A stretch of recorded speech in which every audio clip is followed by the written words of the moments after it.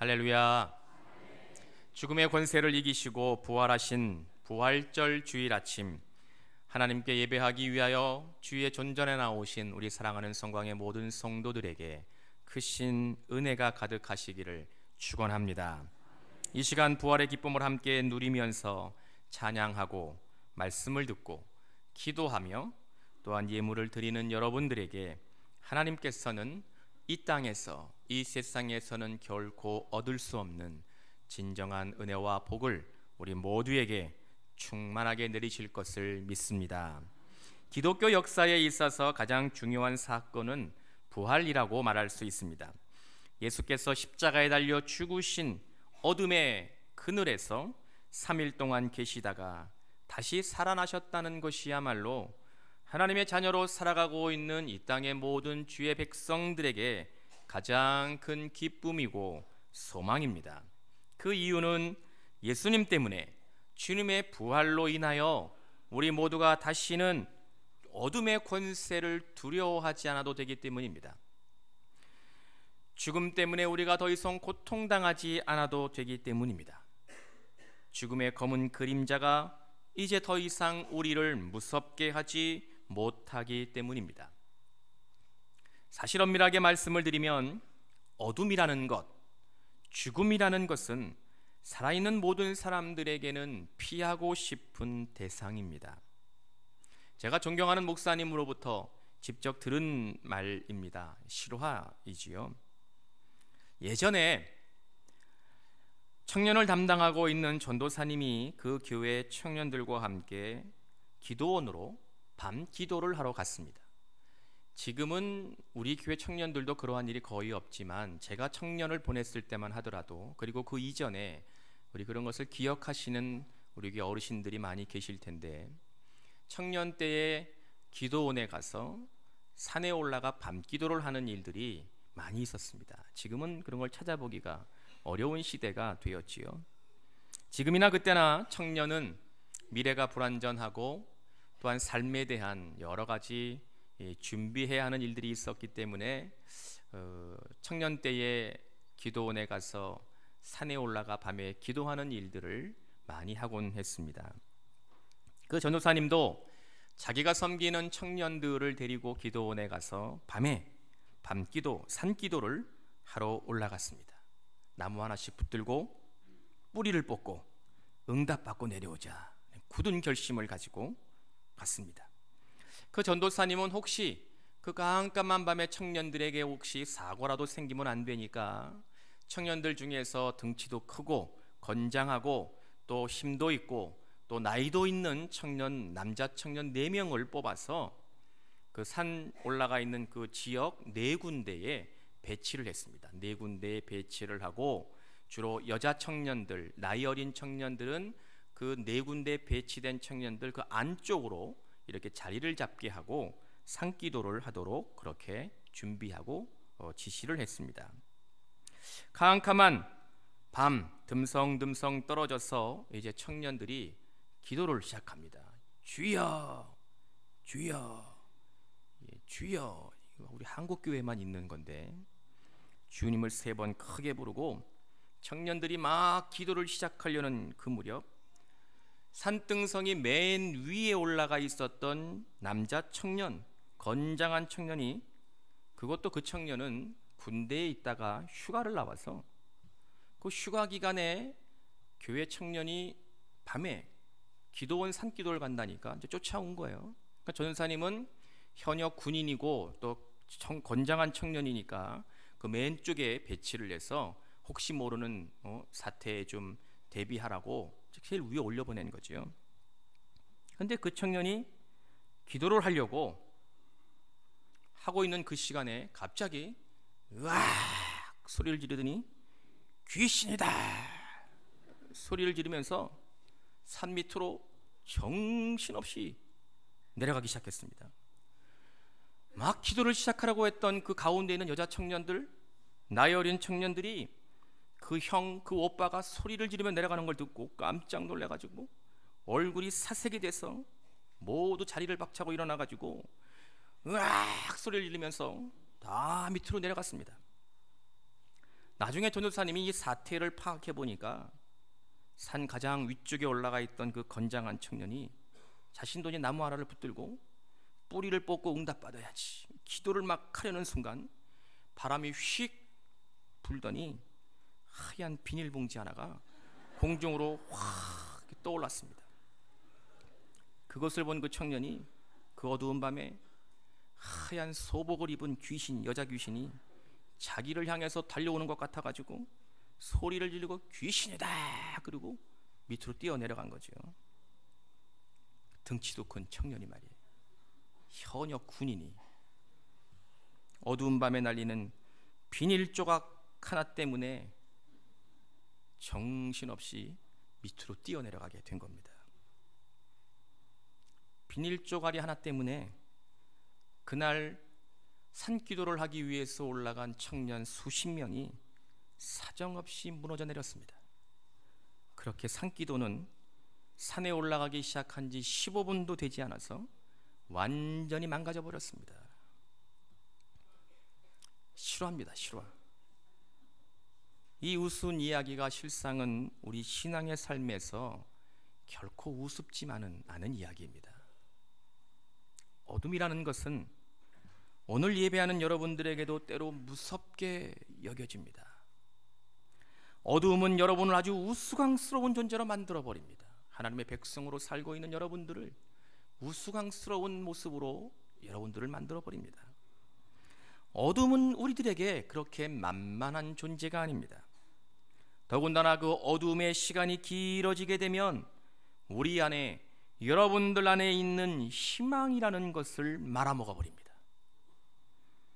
어둠의 긴 터널을 걷고 있는 성도들에게 소망이라는 주님의 음성, 하나님의 말씀을 그들에게 아무리 전해도 전혀 일어설 기미를 보이지 못하게 하는 것이 바로 이 어둠이라는 것입니다.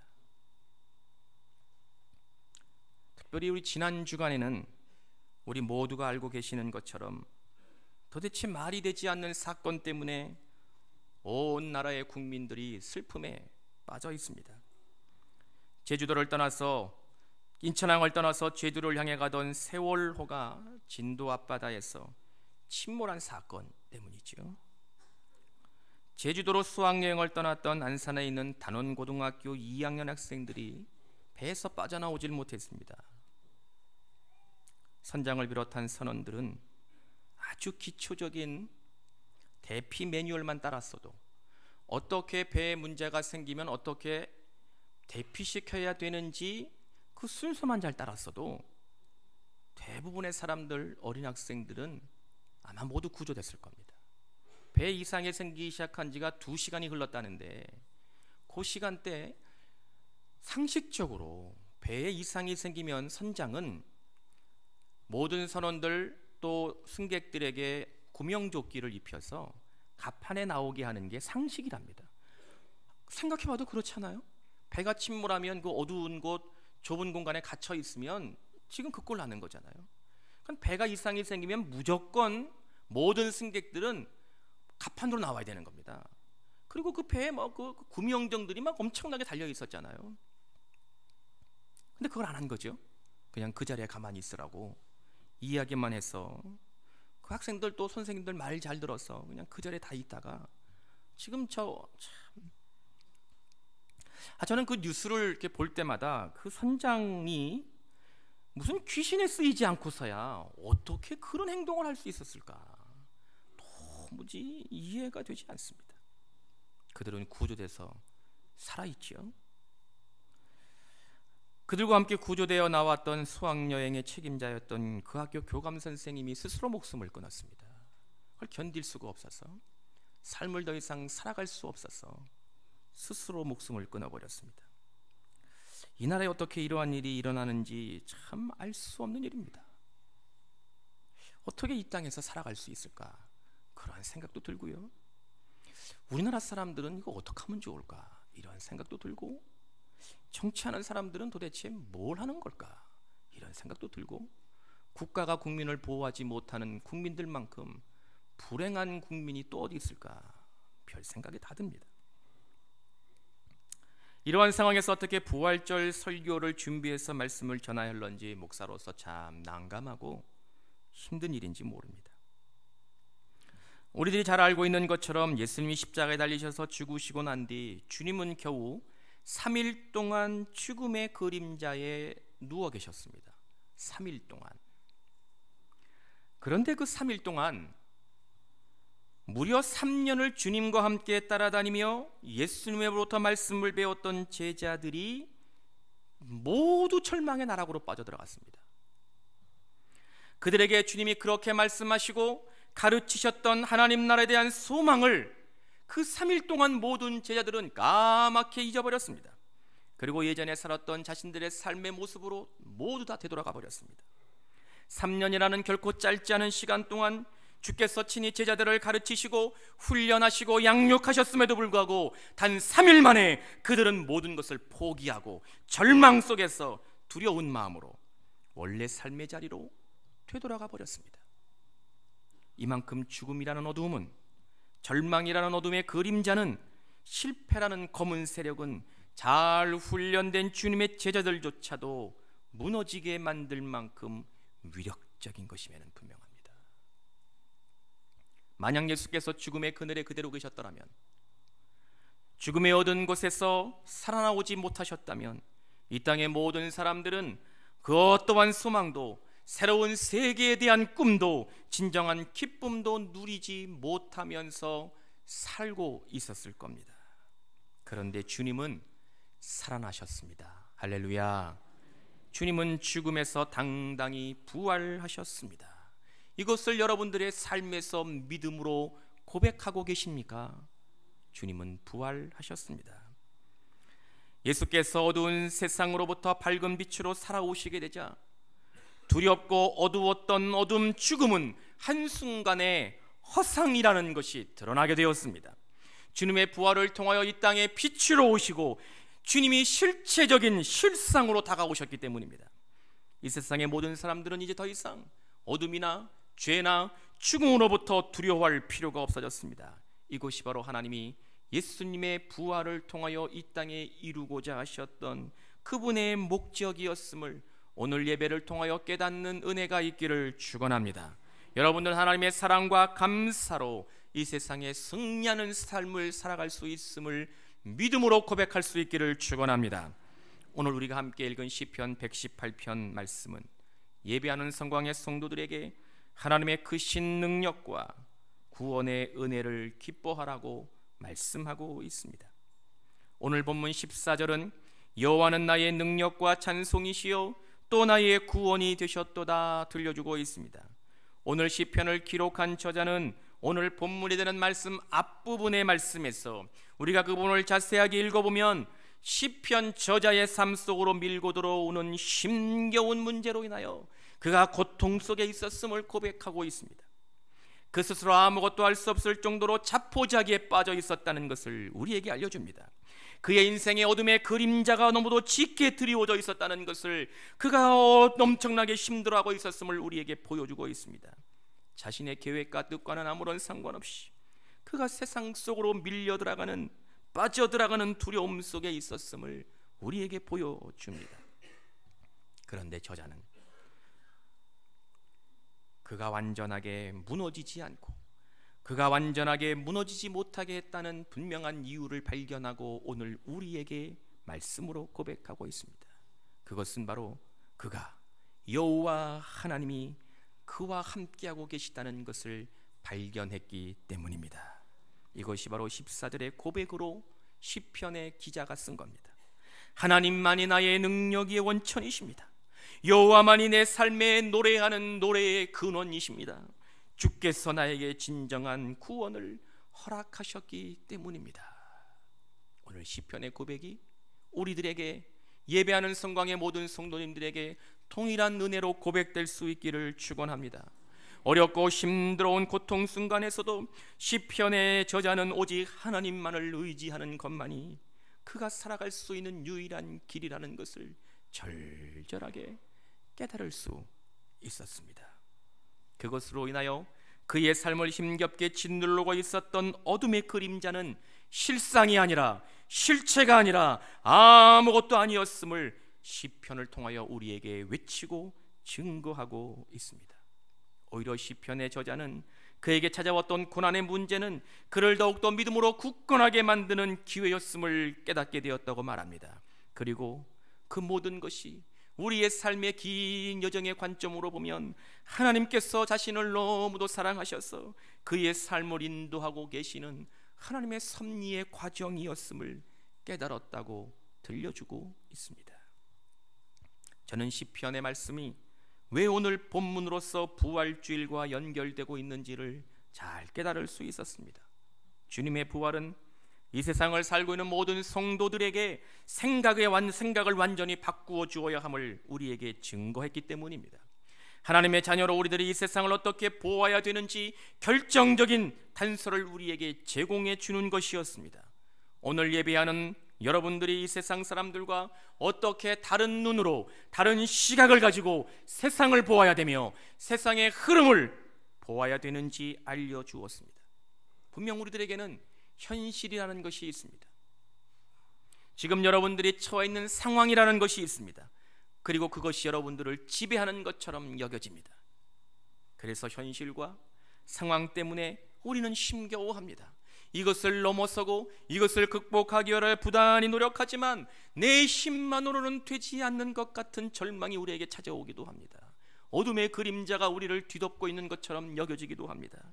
그래서 나 절망하고 현실과 적절히 타협하고 적절하게 순응하며 살아가는 것이 슬기로운 삶이라고 생각하기도 합니다.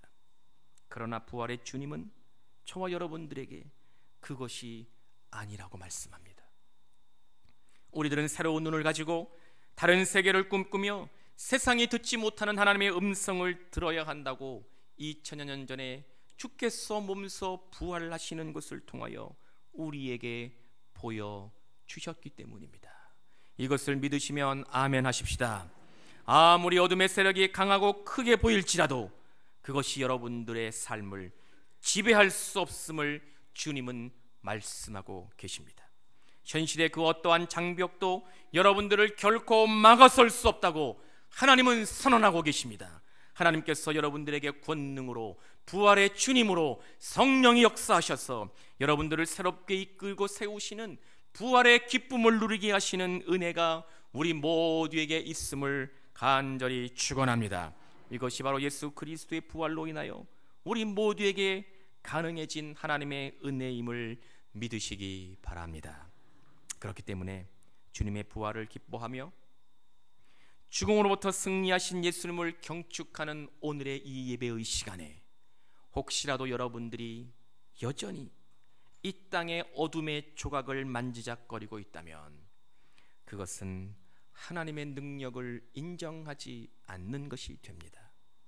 시편 2편 4절의 말씀을 읽어보면 하늘에 계신 이가 웃으시며 주께서 그들을 비웃으시리로다 기록하고 있습니다.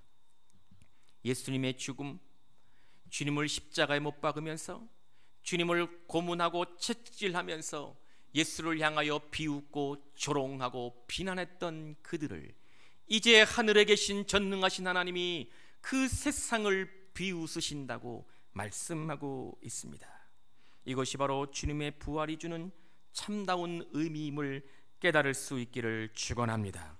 그리스도의 부활을 주님과 함께 체험한 여러분들은 여러분들을 죽기까지 사랑하신 하나님의 놀라운 사랑을 기억하면서 여러분들의 현실에 힘겨운 삶의 자리로부터 힘차게 일어나시기를 기원합니다.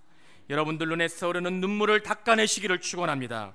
여러분들 입에서 흘러나오는 소리는 절망의 한숨이 아니라 기쁨의 찬송이 되실 수 있기를 기원합니다. 오늘 본문 24절에서 이날에 우리가 즐거워하고 기뻐하리로다 아멘 말씀하고 계시는 주님의 음성이 분명하게 들려질 수 있기를 축원합니다. 미국 텍사스에 있는 브라이트 디비니티 스쿨에서 종교학을 가르치고 있는 강남순 교수가 어느 인터넷 매체에다가 침묵하는 신 세월로 사건 한가운데서라는 글을 기고를 했습니다. 이분이 예전에 우리 감리교 신학대학에서 학생들을 가르치시다가 여러 가지 이유 때문에 학교에 이제 임용이 되지 못하고 미국으로 건너가서 브라이트 신학대학에서 학생을 가르치고 계시는 분입니다. 이분의 글을 제가 읽어보면서 많은 생각을 하게 됐는데, 강남순 교수가 이 글에서 하고자 하는 이야기는 이런 거지요. 그는 하나님을 의미합니다. 하나님은 우리 고통 가운데 우리가 고통 속에 빠져서 힘겨워하고 있는데도 아무런 말씀이 없다. 침묵하는 신이라는 제목에서 우리가 느껴지는 거지요.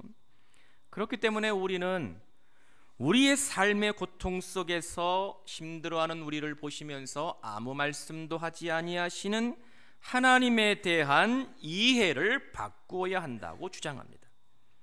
하나님을 전지전능하신 분이로서가 아니라 그분의 표현을 그대로 제가 인용하겠습니다. 조금 어르신들에게는 좀 어렵게 여겨질런지 모르겠습니다만 한번 들어보시기 바랍니다.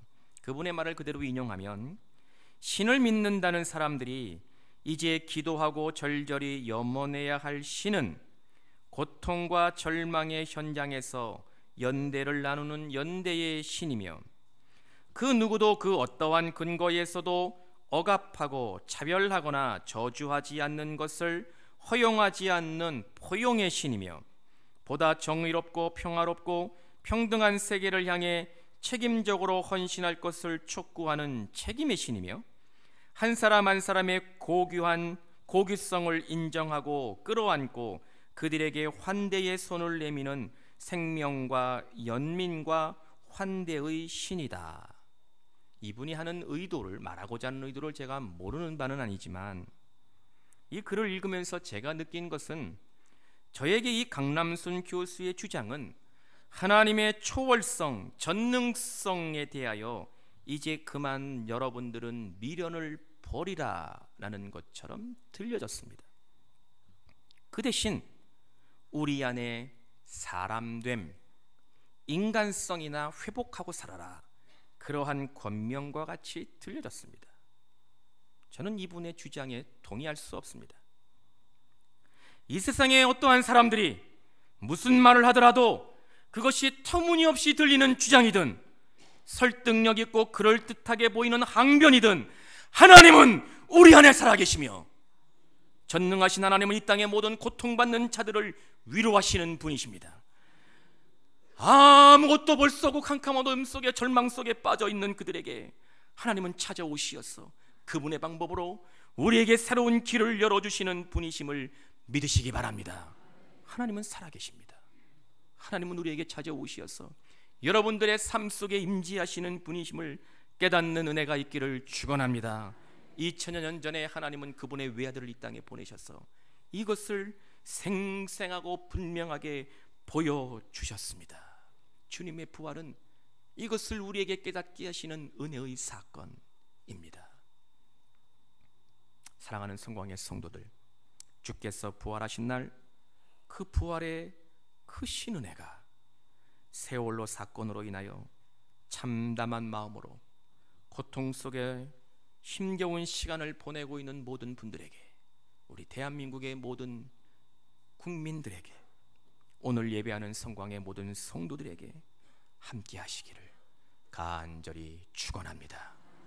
기도하겠습니다. 전능하신 하나님, 부활의 기쁨을 우리에게 허락하셔서 우리가 절망과 어둠의 그늘 속에 있을지라도 주님의 부활을 우리가 경험하고 우리도 주님과 같이 새로운 생명으로 살아갈 수 있음을 말씀을 통하여 깨닫게 하시고, 우리의 일상의 삶에서 주님의 부활이 날마다 경험되는 은혜의 삶을 살게 하여 주옵소서. 예수님의 이름으로 기도하옵나이다. 아멘.